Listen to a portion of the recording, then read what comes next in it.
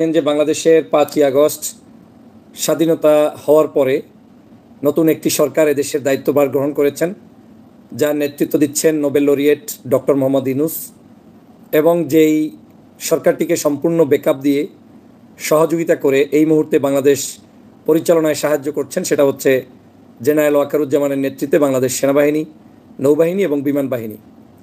এটা নিশ্চিত যে সেনাবাহিনীর সহযোগিতা ছাড়া বাংলাদেশের বর্তমান তত্ত্বাবধায়ক সরকার অচল এবং তাদের পক্ষে এটা কার্যত পরিচালনা করা সম্ভব নয়।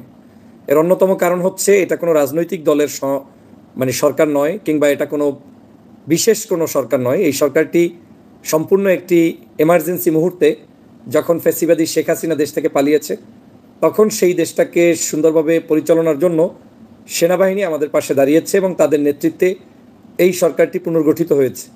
এবং জেনারেল ওয়াকারুজ্জামানের নির্দেশক্রমে বাংলাদেশের সেনাবাহিনী সঠিকভাবে দায়িত্ব পালন করছেন, পাশাপাশি ডক্টর মোহাম্মদ ইউনূসের নেতৃত্বে আজকের এই তত্ত্বাবধায়ক সরকার পরিচালিত হচ্ছে। কিন্তু অত্যন্ত দুঃখের বিষয়, বাংলাদেশে একটি গোষ্ঠী, একটি মহল, বুঝে হোক না বুঝে হোক, তত্ত্বাবধায়ক সরকারকে ব্যর্থ করার জন্য কিছু এজেন্ডা নিয়ে রাজপথে নেমেছে।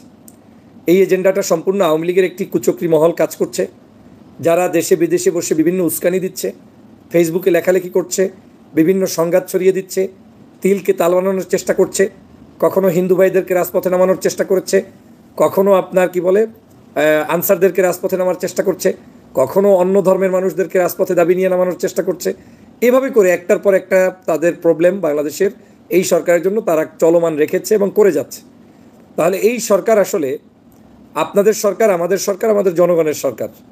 আমরা এই সরকারকে প্রতিষ্ঠিত করার মধ্য দিয়ে আমাদের বাংলাদেশের স্বাধীনতাকে ফিরে পেয়েছি, গণতান্ত্রিক প্রক্রিয়ার দিকে যাচ্ছি, বাক স্বাধীনতা ফিরে পেয়েছি। আমরা দীর্ঘ 16 বছর পর্যন্ত যে জুলুম অত্যাচারের মধ্যে ছিলাম, সেখান থেকে একটু হলেও মুক্তি পেয়েছি। কিন্তু আজ এই সরকারকে ব্যর্থ করে দেওয়ার জন্য একটি কুচক্রী মহল এই সরকারের পিছনে উঠে পড়ে লেগেছে। দেশবাসীকে মনে রাখতে হবে, এই সরকার সফল হলে আপনার গণতন্ত্র সফল হবে, আপনার বাংলাদেশের নির্বাচন প্রক্রিয়া সফল হবে, আপনার বাংলাদেশের আওয়ামী লীগের এই জুলুম অত্যাচার থেকে বাংলাদেশ একটি সুষ্ঠু সুন্দর ধারায় পরিচালিত হবে। কিন্তু যদি এই সরকারকে আমরা অসহযোগিতা করি, এক বাক্যে আমরা যদি আমাদের নিজেদের মধ্যে কোলাহলে ব্যস্ত থাকি, নিজেদের মধ্যে দাঙ্গা হাঙ্গামায় ব্যস্ত থাকি, নিজেদের মধ্যে স্বার্থ সংশ্লিষ্ট বিষয় নিয়ে মাতামাতিতে ব্যস্ত থাকি, তাহলে অচিরেই আমাদের এই যে স্বাধীনতা, এই স্বাধীনতা বিপন্ন হবে, তাতে কোনো সন্দেহ নাই। তাহলে আমাদের করণীয় কি? আমাদের করণীয় হচ্ছে ডক্টর মোহাম্মদ ইউনূসের হাতকে শক্তিশালী করা, জেনারেল ওয়াকারুজ্জামানের হাতকে শক্তিশালী করা, সেনাবাহিনীর পাশে দাঁড়ানো, দেশপ্রেমিক মানুষদের পাশে দাঁড়ানো, সবাই মিলে এই ফ্যাসিবাদ থেকে যেভাবে মুক্তি পেয়েছি, এই সরকারকেও সবাই মিলে সহযোগিতার মধ্য দিয়ে একটি সুষ্ঠু ধারায় দেশকে নিয়ে যেতে হবে। প্রিয় সহযোদ্ধা ভাইয়েরা, আমি প্রায়ই বলতাম যে আমাদের রুচির অনেক পরিবর্তন হয়, আমরা কিছুই মনে রাখতে পারি না। আমি তো মাঝে মাঝে বলি 3 মাস, কিন্তু বাংলাদেশে এসে অভিজ্ঞতার আলোকে বলছি 3 মাস না, 1 মাসও আমাদের রুচি টেকে না। আপনারা দেখেছেন গত প্রায় 2 মাসে 1.5 মাস পর্যন্ত আওয়ামী লীগ সরকার থাকতে, মানে জুলাই এবং আগস্টের 5 তারিখ পর্যন্ত, 5 সপ্তাহ পর্যন্ত সারা বাংলাদেশে হাজারো মানুষকে তারা মেরেছে। শুধু মারে নাই, মেরে মেরে হত্যা করে করে সেই হত্যাকে অস্বীকার পর্যন্ত করেছে। মন্ত্রীরা সেটা নিয়ে উল্লাস প্রকাশ করেছে। আজকের এই যে কাজীপাড়া রেল স্টেশন উদ্বোধন হয়েছে, এই রেল স্টেশন ঘুরতে গিয়ে শেখ হাসিনা বলেছে কয়েকশো কোটি টাকার খরচ হবে এবং 1 বছরেও এটা নির্মাণ করা সম্ভব না। এরকম চোখের পানি, চোখের জল ছেড়ে ছেড়ে মিথ্যা বানোয়াট বিটিভি অনুষ্ঠানে গিয়ে, বিটিভিতে গিয়ে, এখানে গিয়ে, সেখানে গিয়ে, কেবল তার পরিদর্শন করতে গিয়ে, ইন্টারনেট পরিদর্শন করতে গিয়ে মিথ্যাচার করেছে। আজ প্রমাণ হয়েছে সম্পূর্ণ মিথ্যা। জনগণ কিন্তু, জনগণের সরকার যখন এসেছে, মাত্র 25-26 লাখ টাকায় কিন্তু কাজীপাড়ার সেই স্টেশন আজকের নতুন করে সাজানো হয়েছে এবং রেল লাইন চালু হয়েছে।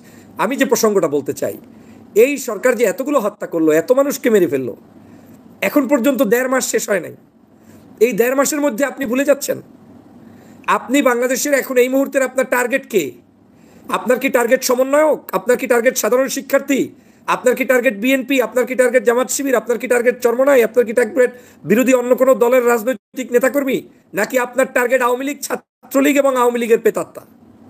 আমরা যদি টার্গেট নির্ধারণে ভুল করি, তাহলে আমাদের এর খেসারত শেখ হাসিনাকে দেওয়ার আর কিছু নাই। শেখ হাসিনা যা খেসারত দেওয়ার শেষ। শেখ হাসিনা দেশ থেকে পালিয়েছে, এখন শেখ হাসিনার এখান থেকে আর মাইনাস হওয়ার কিছু নাই।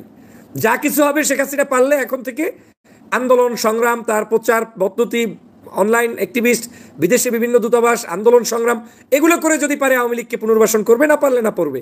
শেখ হাসিনার তো আর কিছু নাই এখন। এখন আপনার দেশ আপনার মতো করে আপনাকে সাজাতে হবে, শক্ত হাতে দমন করতে হবে, দেশকে পরিচালনা করতে হবে, দেশের মানুষকে ঐক্যবদ্ধ হতে হবে। কয়েকদিন পর্যন্ত খুব দুঃখ লাগে যে আমরা যেই সরকারকে বসালাম, এই সরকারকেই কেউ কেউ মনে মনে ভাবছেন প্রতিপক্ষ। এই সরকার না আসলে, ডক্টর মোহাম্মদ ইউনূস না বসলে পৃথিবীর কোনো রাষ্ট্র থেকে আপনি স্বীকৃতি পাইতেন না। এই সরকারকে স্বীকৃতি পাওয়ার জন্য যে অন্যতম একজন ব্যক্তি মেকানিজম করেছে, তার নাম ডক্টর মোহাম্মদ ইউনূস। ধৈর্য ধরে তার নেতৃত্ব মেনে নিতে হবে। সেনাবাহিনী, আমি বারবার এই কথাগুলো বলেছি। কেন বলেছি? বিশেষ করে 5ই আগস্টের কথা এটা অনুধাবন করে আমি বলার চেষ্টা করেছি। যদি আজ সেনাবাহিনী আমাদের পাশে না দাঁড়াতো, জেনারেল ওয়াকারুজ্জামানের নির্দেশনা যদি না থাকতো, তাহলে আমাদের পক্ষে এই স্বাধীনতা ধরে রাখা, অর্জন করা কোনোদিন সম্ভব ছিল না। কারণ ছাত্র জনতা, শত শত লক্ষ মানুষও মারা গেলে শেখ হাসিনার কিচ্ছু যায় আসে না। শেখ হাসিনা চেয়েছে, পুলিশ যেভাবে গুলি করেছে, এই একই উপায় যেন জেনারেল ওয়াকারুজ্জামানের নেতৃত্বে সেনাবাহিনী আমাদের উপরে গুলি করে। 8-10 দিন গুলি চালালে একটা সময় সাধারণ শিক্ষার্থীরা ঘরে বসে যেত এবং আন্দোলন সংগ্রাম বিএনপি জামাতকে যেভাবে পূর্বের ন্যায় বিভিন্ন হত্যা সন্ত্রাস করে বন্ধ করেছে, একই উপায় বন্ধ করত। আপনাকে সমীকরণ বুঝতে হবে। আজ এই বাংলাদেশের, সে কারণে সেনাবাহিনীকে ধন্যবাদ জানাই যে তারা আমাদের পাশে ছিলেন এবং তারা আমাদেরকে সহযোগিতা করে বাংলাদেশের এই সরকার ব্যবস্থার মূলোৎপাটন করে নতুন একটি সরকারকে সহযোগিতা করে যাচ্ছেন।